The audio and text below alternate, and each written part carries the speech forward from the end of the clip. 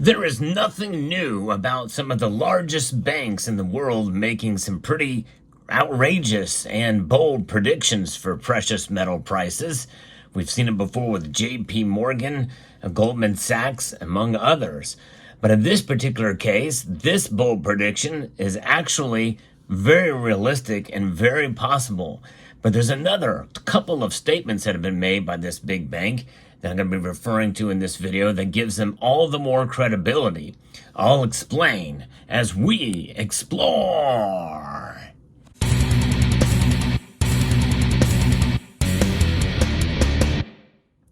It's been nice to see silver's price bounce back. Of course, by the time you see this video, it could go in a number of different directions. It's pretty insane to watch these markets, but we only saw silver dip below $30 an ounce for a short amount of time. And it's been pretty remarkable to see some of these forecasts actually shift and change. UBS has changed their forecast now for silver, bumped it up a bit, and that's what I'm going to be talking about in this video. Now, why am I covering this? Well, I do videos, and I have done in the past, but not terribly often, about what a lot of the big precious metal entities of some of these larger banks make predictions, and I've talked about those in the past, but not too often. But this one caught my eye because of their price target that has been bumped up a bit. And with the other two things that they have said that actually kind of blew me away, some stunning statements that they've been making here that I think we should pay attention to. And it's not just because I agree with them, it's just because I think that they're being fairly realistic and well-grounded, I think, in some of their reasoning here. The strategists at UBS have lifted their silver price forecast, expecting the silver will outperform gold in the near term. Now, that is not terribly unusual. Usually when we see a bull run of silver, that's typically what happens. Now, the gold to silver ratio is narrowing yet again, but it's still just above 75. And I think really until it gets in the high 60s, that's when we can really start to see silver outperform gold on the regular. But it still could happen. But the Swiss Investment Bank now projects a 2024 year-end price target of $36 an ounce for silver. And that is not that unrealistic. I think that is very feasible given the market that we find ourselves in today. It's been something to witness the movement of silver's price. And I think that given where we were before March, with silver's price trading, around the mid-20s, and here we are, above 31 right now. It's very feasible that from here to the end of the year that we could see $36 an ounce. Now, you know that every year for the past 4 years, I have been making predictions of where silver's going to go by the end of the year. So far, I've been wrong for 3 out of those 4 years. And honestly, now I'm amazed. I'm actually still blown away that silver has far surpassed my prediction of $28 silver by the end of the year. And I like to keep my forecast fairly modest as well. I like to be realistic about where silver is going to go. But I tell you what, given the nature of the market that we see now, we must be agile as silver stackers and buyers. And part of what it means to silver stack, I think what it means to be a silver stacker is it means to hold on to your silver. And I'll talk about that later in the video. But silver indeed is a metal that is really starting to be noticed by entities and some of the larger banks. And so now that they have said that they think it's going to meet $36 by the end of the year, they also are saying that an average of $30.50 up 20% and 14% respectively compared to its previous forecast. So it is an upgrade. Our new silver price expectations reflect outperformance relative to gold and show the gold to silver ratio falling towards a long-term average, which is currently around 68. So there it is. There's that statement that they think it's going to fall below 70, according to what the strategists are saying here from investing.com. We think silver is well positioned to do well on a relative basis in an environment where gold prices are rising. The Fed is expected to ease policy and market supply and demand fundamentals are tightening. And so that is what they're basing it off of. And I think they're going to as well. I think it's going to happen in September. I think they're going to do it for political reasons. And we're already, in a sense, kind of seeing some sign of that. And I'm going to be talking about that in a future video coming soon. But it is remarkable to witness what's going on with silver and what's going on with inflation as well, too. So silver is going up even with inflation heating up. And I think that is remarkable to see, because the Fed is trying its best. Well, it's trying its darndest anyway. They're in between a rock and another rock, and it's not very comfortable in that position, as we see the dollar losing value of 3.4% year over year, according to the official numbers. We all know it's much higher than that, especially if you measure inflation with how they used to measure it 40 years ago. But this is a different day. This is a different time.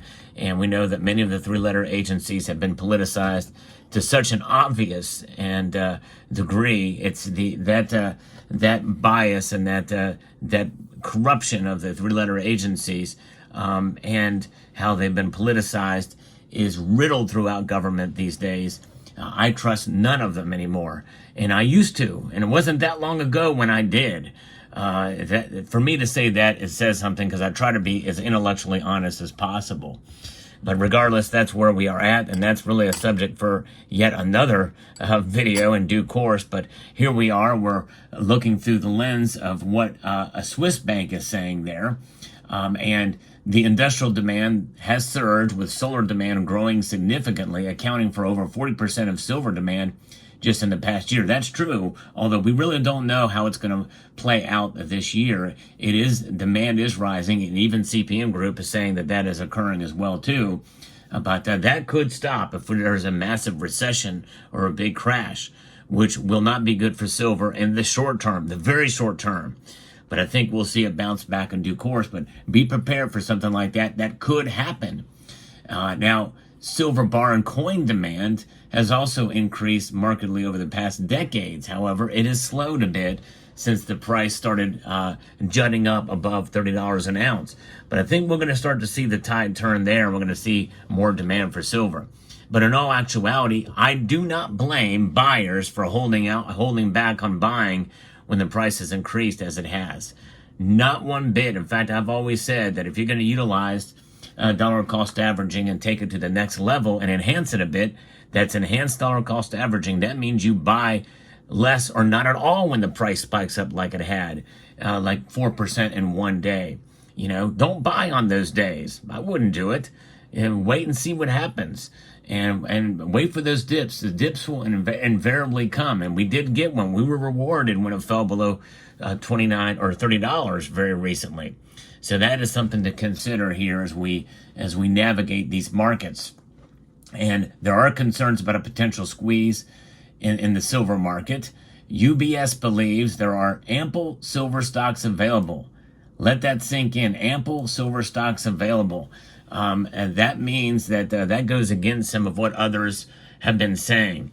Now, again, precious metals trading desk of some of these big banks, they kind of want to push silver. They want to sell their ETFs.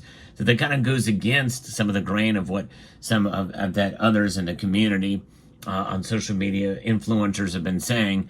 There really is a surplus. There's a lot. In fact, the kind of silver we're talking about is physical silver. This stuff is available everywhere. You got no problems buying it with a very low premium. There is no silver shortage in terms of bullion. Now, there may be a shortage of some industrial silver for some applications, but I think it's really specific to certain areas and types of silver products that are needed. They just need to be fabricated. But I don't think there's much shortage of mining supply, at least at some point, depending on the use, and certainly not enough to cause the prices to go up at an appreciable level. But there could be some part of that playing a role that is with the uptick in silver's price. We'll see here. The strategists expect continued demand growth, particularly from the solar sector, and note potential downside risks to mine production. The potential for lackluster gold prices over the next few months is likely to result in silver prices also giving back some of the recent outperformance. This, according to UBS, should provide investors with better entry levels and more attractive opportunities to position further silver outperformance relative to gold in the future. So in the end, in a nutshell, the two big stunning statements here are what they're saying about ample silver stocks being available right now. Because again, as I mentioned in a prior video, the silver squeeze and silver shortage really is among two fronts. Interpretation of it between the physical bullion market and the industrial side. And the industrial side is very complex, and there's shortages among certain things about what is going to be coming up with mining. Mexico has just elected a new president who is probably not going to be very friendly to mining. Already, they're saying that silver mining could really pull back drastically in Mexico from now till about 2026. So we'll see how that plays out. But the other thing is what they have been saying about the narrowing of the gold to silver ratio. If we see it fall below 68 or fall below 70 and to the long-term average of 68, then we can really start to celebrate. And we'll see what happens if this does really happen. That's the other really stunning statement that they made. So there you have it. Let me know what your thoughts are about this prediction of silver. I think it's quite possible, quite feasible that we could see $36 by the end of the year. To me, that's a realistic, but still bold and still good news for silver, if it's true. We really don't know. Do your own due diligence and research on silver before you buy it. Understand that there is a possibility that it could move in the exact opposite direction, but I am bullish on silver, and I have been all year, and so far it's far surpassed my expectations. And but nonetheless, you keep your expectations tempered and realistic, and you won't be disappointed. But nonetheless, stack on and hold on to your silver too. That's the most important thing. You hold on through these times, because I believe in silver as a long-term store of value. That's what stacking is about. Literally stacking it like this. And in order to do that, you have to have it. You got to own the silver to stack it. That's why I'm holding on. Let me know what your thoughts are in the comment section down below. Would like to extend a multitude of gratitude to each and every one of you for taking the time to watch. And I want to encourage you to please rate, share, comment, and subscribe.